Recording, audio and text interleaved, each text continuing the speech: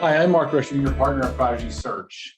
As part of our Prodigy Search Presents interview series, we are speaking with a few members of our Diversity and Inclusion Board of Advisors. They play a major role in advocating for change within their organizations, within our organization of Prodigy, and the sports and entertainment industries as well. Our goal with this mini-series is to continue to educate and provide guidance to sports entertainment leaders as our D&I board members share valuable insights and best practices. With that in mind, I'd like to introduce Natalie Rogers. Natalie is the Associate Athletic Director of Student Athlete Wellbeing at American University. Her prior history includes stints at the USTA, which we'll talk about. We'll get into her experience in the tennis world, Howard University, the NCAA, where she spent nearly a decade, and the University of Chicago, and Bryn Mawr College in my backyard in the Philadelphia region. So we have that in common. But Natalie, thank you so much for joining us today and being here for maybe a quick 15-minute, 3 or 4 question type of interview. So really appreciate your time. Thank you for having me. So this isn't new to you, right? This DEI work is not new to you. It isn't a 2020 thing. It's not a 2021 thing. Back in the mid to late 1990s, you worked for the USTA, as we talked about a moment ago. And one of the areas of focus that you had was really bringing tennis to underrepresented communities and increasing minority participation. And listen, we're 25 years later, right? So fast forward a little bit to the present day. And so my first question is, how have roles like the one you held, or maybe your present day role, but maybe the one you held back at the USTA, how have those roles evolved, over the years? I'm curious about the hurdles maybe that are still need to be overcome with roles like that. So just kind of talk about the evolution of what you did back then, mid to late 90s, to where we are today. Sure. As you know, DEI is always evolving. Even the titles have changed. When I was at the USTA, I think my official title was Minority Participation Coordinator. Now we're Diversity, Equity, and Inclusion Professionals. 25 years ago, these roles weren't as prevalent and you didn't see people, who looked like you. I think the USTA and other organizations realized they were not as diverse as they thought they were. I think that organizations began to kind of realize and understand the value of a diverse workforce and how it could impact their businesses, which make them more receptive, to a diverse workforce. So I think that certainly helped over the last 20 to 25 years. You've certainly seen that happening. But I think now the focus is, a huge focus is on inclusion, and organizations have a lot more diversity in the workforce, but those individuals need to be heard. We talk about diversity, equity, inclusion all the time, and it's important to have a seat at the table, but it's equally, I think, important to be heard. And then after being heard, acting upon what you are hearing from your diverse community. Those ideas need to be turned into kind of an action plan. And, to your final question as to hurdles, I think a major hurdle or issue that needs to be addressed and is probably the lack of diversity at the top of these organizations, the decision makers. It's getting better, but we aren't even anywhere close to where we need to be. After the horrific events of May 2020, organizations often pledged that they were going to have more diverse talent at the top of their organizations. We're still lagging in that area, and it needs to be a focus and continue to be addressed. Yeah, you're right. It needs to be a seat at the table, and a seat at the most important part of the table too, not your entry and mid levels only. Although that's a great start, it's not addressing the full the kind of holistic picture. That's for sure. Exactly. I talked about your background briefly, both working at the university side and even at HQ, right? So your sweet spot's college athletics, right? You worked for the NCAA for nearly a decade and spent, many years at various colleges as a coach and an administrator. So I love that your background came up through coaching, but you've sat on the other side of the table. You've been an administrator. I don't know, there's like a negative connotation saying you're an administrator, but I have 2 very loaded questions for you, right? So as we celebrate the 50th anniversary of Title IX this month, what does Title IX meant to you? And it's the easy follow-up question. Where can we still go with Title IX? What strides can continue to be made to further or strengthen the impact of Title IX? Because it's not done yet, right? There's still going to be more Title IX related ripple effects to the positive that have not been realized. Right. For me, Title IX means everything. If it weren't for Title IX, there's probably more barriers for me to compete and do what I do. I look at how far women have come even since when I competed in the late 80s, and it's pretty phenomenal. Who's to say where I'd be without Title IX in terms of what I've been a tennis coach and now an athletics administrator. But as you said, there's still a lot of work to be done. I think the best thing that we all can do is consistently review kind of Title IX to ensure we are protecting our sport participation opportunities for our young ladies. I was recently, we're actually doing kind of Title IX, as you said, 50-year history on our campus, and I was doing a little bit of research, and there was a study that was put out by the Women's Sport Foundation, I think in 2020, and it said while women or young women opportunities continue to increase, it's still lagging behind our boys. And it's kind of stunning because you do see so many young ladies now participating in sports. But I think the bigger issue in that report, which was a little bit more troubling, and I don't think people paid too much attention to, is that our young ladies of color and those with lower socioeconomic status are lagging even further behind consistently in our sports. And their numbers are a lot lower and they're dropping out a lot sooner than their white suburban counterparts. So I think we have to stay on top of things like that to make opportunities available to these young ladies, and access. Access is going to be key to keep them engaged in these sports. So I think, we've certainly come a long way in 50 years, but we are still going to, I think, be facing different issues as we continue to move forward. Absolutely right. And it's interesting.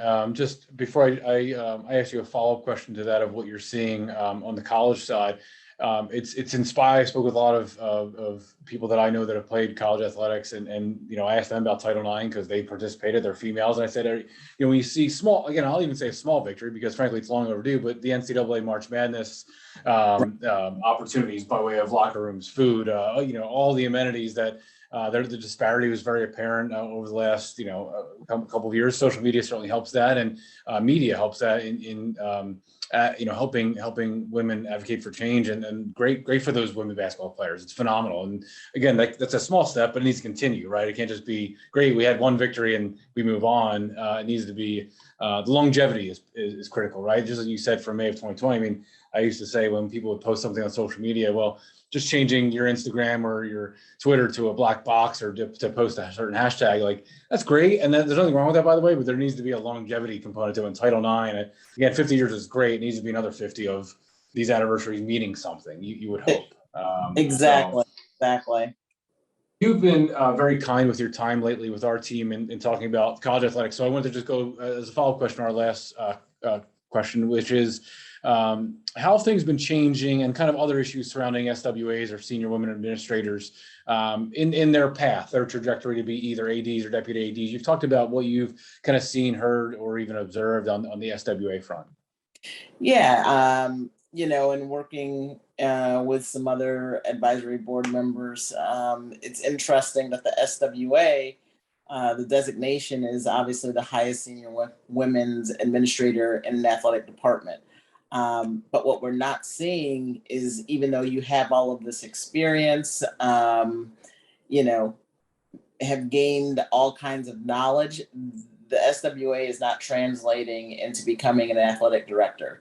If anything, we're seeing that the designation itself is not helping become an athletic director. The designation that more people are leaning towards, that seems to be putting them on the path of being an athletic director or a commissioner, is being a deputy AD. And when you look in those roles right now, they're typical male roles. You're starting to see some more females become deputy ADs.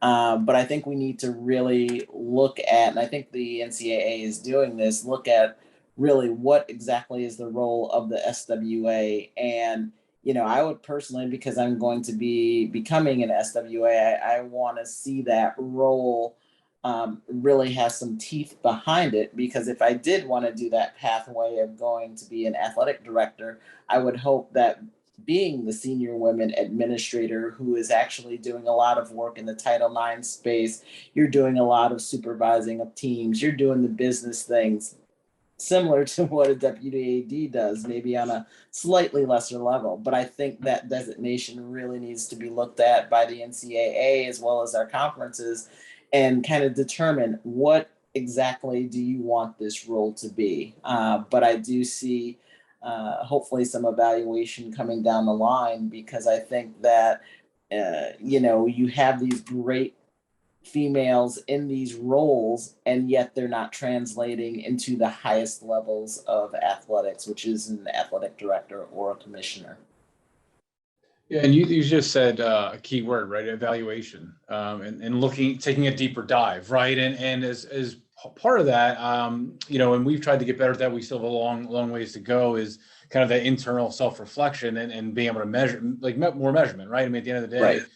Because then there's a foundation to then improve, or you can certainly identify your areas of weakness. So on that evaluation word that you just used with the SWA side of things, my next question, I want to kind of tie it back into your USTA experience, your more recent USTA experience, not to discount your earlier career USTA experience, but your more recent USTA experience. I recall you telling me and our team about your diversity efforts, and you would use words like strategic planning or systems and metrics and benchmarks, et cetera. And those aren't just words, there's meaning behind them. And I'm just picking out the words for the purpose of this question, but why are those formal and structured planning and monitoring or evaluation, like you used a moment ago, why are those tools so necessary in the DEI space? The planning and the monitoring or evaluation things. Absolutely. I mean, you have to plan, but if you don't have benchmarks, you may not know what you've been doing well or what you've been doing and where you need to improve. But all of these things are important. Benchmarks are important. Metrics are important. But also what has to tie into that is buy-in. Because if you don't have buy-in, you're not going to have success, right? If I don't have buy-in from our stakeholders and people believing in the DEI space or our programming, then it won't advance the mission or the strategic plan of our organization. So as important as benchmarks are, I don't think you can say, okay, I've hired 3 people of color. Okay, you may have done that, but now what? It has to be true buy-in, and it has to be from the top down. It can't just be one individual. And I think those are things that you can't really benchmark, but you can start looking at the attitudes, perceptions, and things of your workforce and what people believe and what they're going to stand up for. So I think benchmarks, metrics, they all go hand in hand, but you have to have that buy-in as well.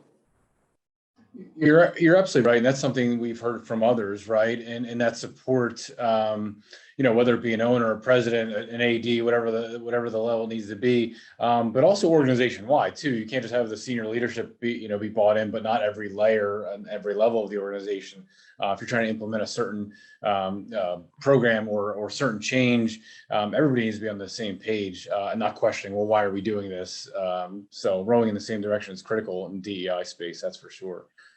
Thank you for that answer. That shed some light on things. I noticed this with a staff member of ours, Megan, but I caught it on your profile, is that you pursued a DEI, diversity, equity, inclusion in the workplace certificate from USF, and obviously those programs, certificates, or perhaps even degrees are becoming a little bit more prevalent, which is great, on coursework, et cetera. So I'd love to learn more, again, to the extent you feel comfortable sharing about that program at USF, if there was a takeaway or two. And frankly, if you'd be willing to share with the audience, are there other courses or certificate programs in DEI space that you would suggest that other people can learn and become educated on? Absolutely. USF workplace certificate in DEI was absolutely amazing. I mean, really recommend that program. It was 7 modules, I believe, give or take, with varying speakers from all over different walks of, organizations, sports, Fortune 500 companies.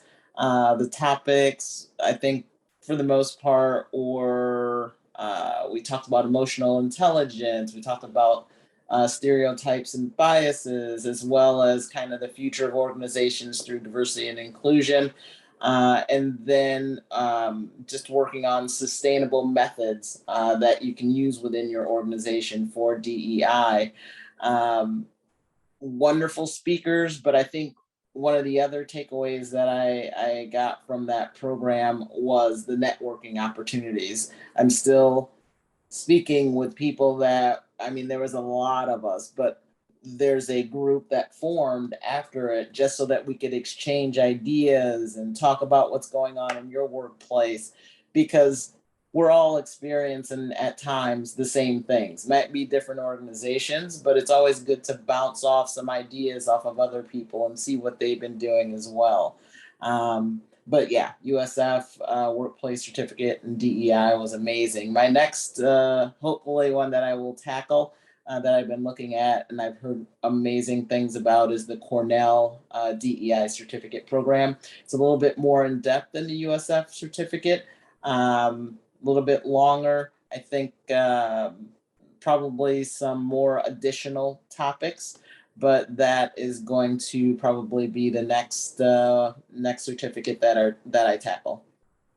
I love that you talked about the networking afterwards, because I think those conversations are so valuable. And I think about, not to give them free pub, but the Sports Business Journal's work with the All In conference that they've done over the last couple of years. And I think the big thing has been the conversation, right? I mean, you and I can probably rattle off every conference we've gone to, and every and even the certificate programs with the modules like you just described. But sometimes the value is, okay, I took something from that conference or from that certificate program, and then I spoke with people that I was either listening to or I was in their cohort or whatever, and we continued the dialogue afterwards. The takeaways, perhaps after things were finalized, are equally as valuable, if not more. So that's phenomenal. Absolutely. Well, listen, this has been, as I said at the outset, I mean, we did this a little bit last year with 4 of our D&I board members. And I think it's important that we introduce you to a population that you're incredibly well known. And you and I have discussed this in the college space. People know who you are. We work with in other areas, pro sports, agencies, teams, and leagues. And I like introducing backgrounds like yours, but also your insights, your knowledge. And again, although we didn't spend an hour on conversation today, sometimes those brief pieces of feedback and the things that you gleaned over your career to the audience are incredibly helpful. They're invaluable. So thank you very much for your time today. I really appreciate everything you had to share.